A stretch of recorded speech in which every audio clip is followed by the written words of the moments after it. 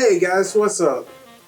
I'm back for the umpteenth time, and sorry for not having videos the past couple weeks. It's been a rough time for us here, but we're getting back with you and back on track. And once again, I am Miles Ghost. Love being here with y'all, and we have a new guy. New guy, AJ. Well, happy to be here. I'm really excited because I've wanted to review this movie for a long time now. We're doing movies. What? Yeah, no, we're reviewing Bad Boys for Life today. Wait, I thought I was supposed to be saying. See, he's already taking my job. I'm excited. I'm sorry. Yes, we are reviewing Bad Boys for Life this time. Sorry about our Just Mercy video. We just did one on it, and it was our first video that was supposed to come out for Black History Month, but technical difficulties came about, and it fell through unfortunately. But we'll try to get another one out to you dealing with that same topic, hopefully. But for now, let's get into what this man has already told you about, Bad Boys for Life. Yeah, no. So a little story before we get into it. I just recently became a Bad Boys fan. The first time I saw Bad Boys 1 was over holiday, right after New Year's. Because I figured, the third movie's coming out, probably now is the time to start getting into it. And then I watched Bad Boys 2 on Netflix 2 weeks before the third one came out. So I was kind of underwhelmed at first, to be honest with you. But after watching them sort of back to back, I have a newfound respect for Bad Boys as a franchise. And so this film that we're going to be reviewing today is obviously the third Bad Boys film. And it continues the story of Will Smith and Martin Lawrence's characters. And I think it does a pretty good job.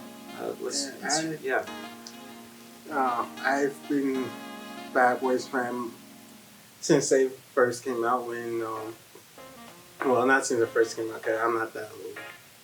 Yeah, I think the first one came out in 95. No, 95, 97. That sounds right, yeah. And unfortunately, I was not born at the time when the first one came out. If I was like a newborn. If it was in 97, but I grew up on these movies. I did get to watch the second one a little bit after it came out, so I definitely grew up on these, and I enjoyed them. Because Bad Boys, what you gonna do? What you gonna do when we come for you? Yeah. But yeah, everybody knows that song, but apparently Martin Lawrence just can't get it right, even in this movie. That's an ongoing thing with that. Yeah, I enjoy it. But he got it down more. Each time he gets down a little bit more. Yeah. So, but with each installment, I think they've gotten better. I would agree. This one, I really do think, like he said, first one, the storyline, after seeing it again after so many years that we watched the first two, right before this one came out, and the storyline wasn't the best. It was an interesting movie still, but it wasn't the best storyline out there. And then with the second one, the storyline got a little bit better, but then Michael Bay took over, and everyone knows what Michael Bay does. Explosions. This time, the storyline was, I liked it. It's a solid storyline. So, I did a little research before I watched these movies. Is Michael Bay directed the first two, and every single one of those movies has a distinct Michael Bay style. There's a lot of explosions. There's a lot of really saturated colors. And that's mainly because Michael Bay started out as a music video director. So a lot of his shots and his style are influenced by that. This movie was not directed by Michael Bay, and it shows. There's not, you pointed out before we started this, that there's not a lot of explosions. Yeah. So Michael Bay's distinct style is a little on the back burner, although they do pay a lot of homages to it, especially with that opening sequence. Yeah. That opening sequence was awesome. Like it opens exactly how you would expect a Bad Boys movie to open, with a car chase and Will Smith and Martin Lawrence going back and forth at each other, just like the good old days. It's almost like nothing's changed. Yeah, but you notice that age has gotten caught up with them a little bit. Yeah. But besides that, they're pretty much the same as they always been. Yep. And Martin Lawrence's character is still talking about retiring. Yeah. Yeah, he's been doing that since the first movie. Yeah. And but this time, like he really he pushes it. yeah, I would say. this time he does push it more so than he did in the first two, because of age, of course. The way that they handle their jobs, they really are in your face about it. They are the ones that do not the most orthodox methods of getting what they want when they're doing their investigations, and it does take a toll on people, no matter who you are. And it even shows with Will Smith, even though he is still that hot shot that's out there trying to get it. Yeah, no, and that's something that's really great about these movies as like a trilogy. I think something that the third film does very well is that it continues those archetypes that were set up from the first film, and it takes them into like their penultimate, I want to say, breaking point. Because Will Smith, he has to struggle with the fact that he's, his character's getting older, and he's always been the guy that's young at heart and really brash and badass, and he doesn't want to give that part of himself up. And Martin Lawrence, on the other hand, is well, just like in the other two movies, he's sort of the yin to Will Smith's yang, and that's the third film just kind of takes that to a really interesting point by I don't want to spoil it, but Not even spoilers. yeah, quite I don't yet. want to spoil it, but their relationship just kind of really goes to its penultimate. What's the word I'm looking for? It goes to Right? Yeah. It's not like a finality, but it's not that, but it's tried very hard.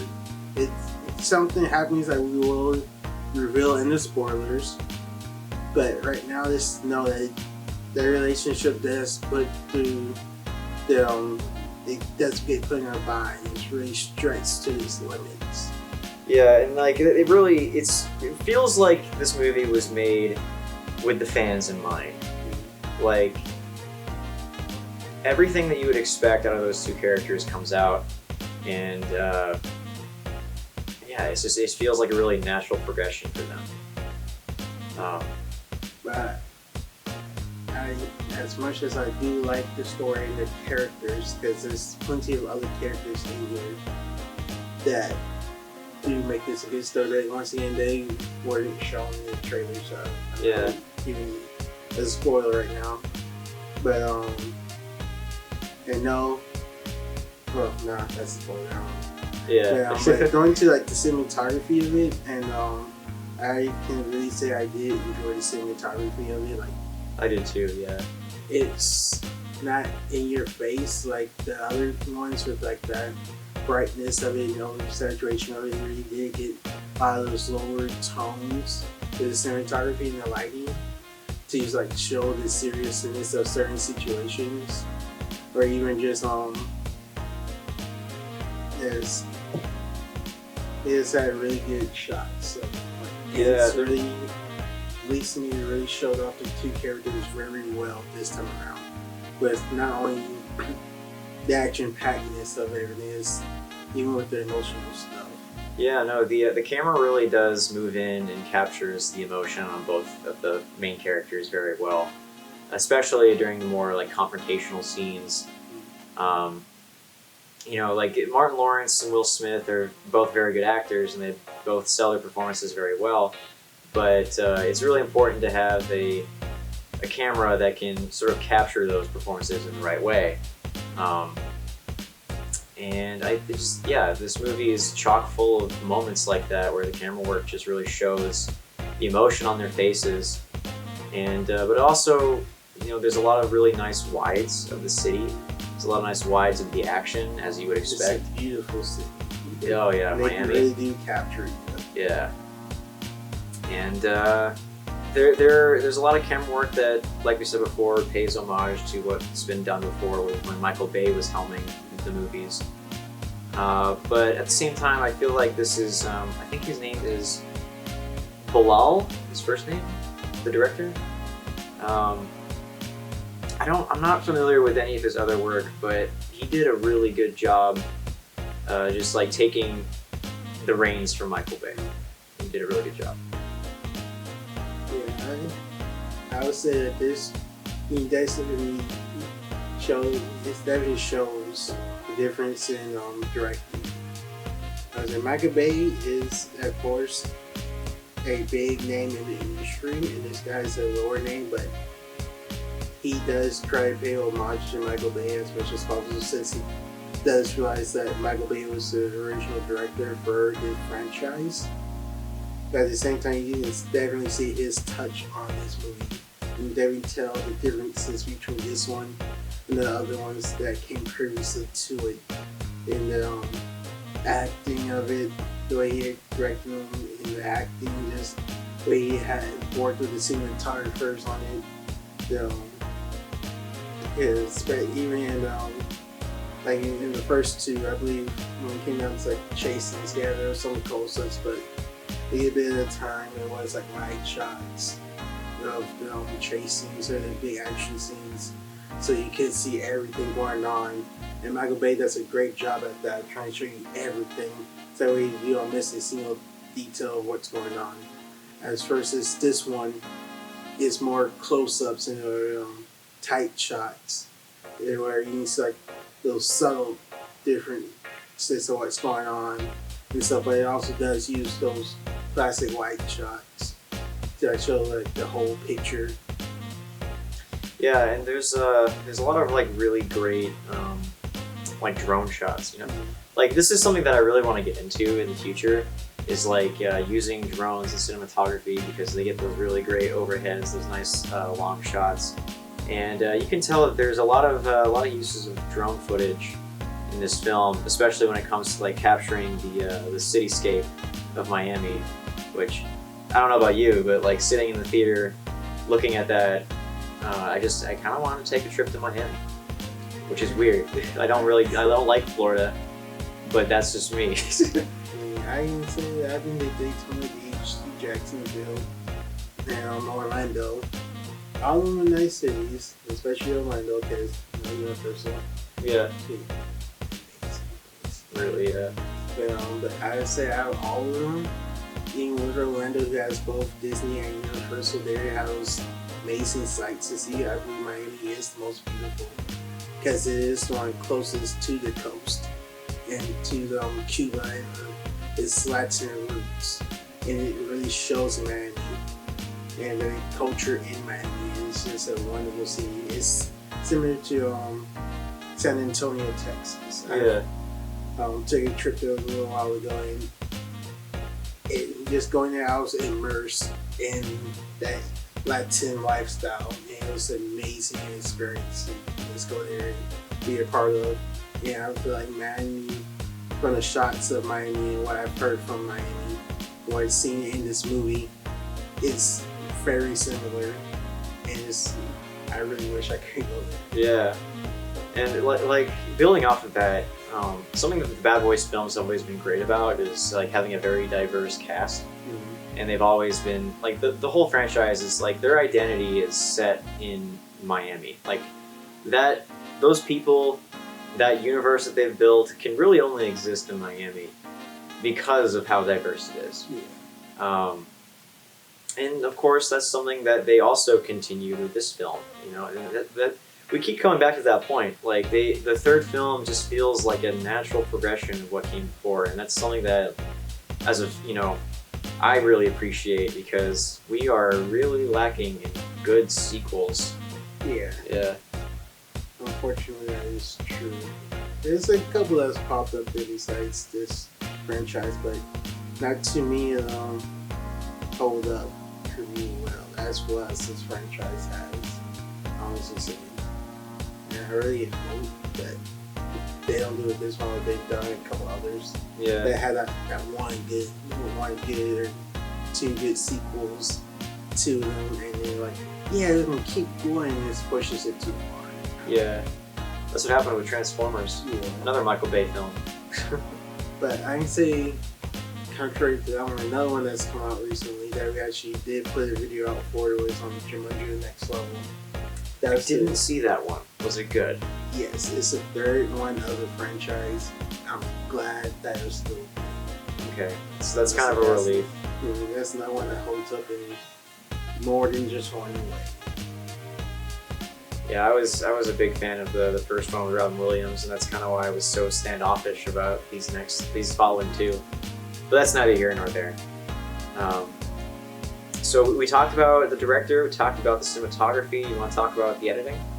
The editing, for the chase sequences and the action-packed sequences, I love. Oh yeah, the action in these films are always great. Yeah, there's on point with each change or each cut of the edit or each jump cut during the action scenes. You can really feel like you're there with each person, and I love how they capture some of the comedy in the action scenes. Is amazing. But that's another point. No, I mean that's kind of what makes Bad Boys, is because like they're always thrown into these crazy, intense, life-threatening situations, but they never lose their sense of humor throughout the entirety. And like in every film, at the climax, there's always one final like big shootout, and of course this film continues that trend. The final sequence, no spoilers, but there's some pretty fantastic choreography, some pretty fantastic blocking, some pretty fantastic visual effects work. Honestly, it's not as strong throughout. Yeah. Even from like I would say it's not. I think it's like the third scene. Yeah. With the, I'm talking about the bag. Yeah. That was amazing. It was awesome. But that's something I'll talk about in a little bit. But yes, throughout is the blocking choreography of the whole thing, which is amazing. But I just want to say like one more thing about the editing. And this Bad Boys it hits on another level because it does have some more emotional things happening. It does get on that more emotional level. Those dives deeper than just all the action package of it. I mean, the other two movies had it, but it's not there as long. Yeah, it wasn't really the focus. Yeah.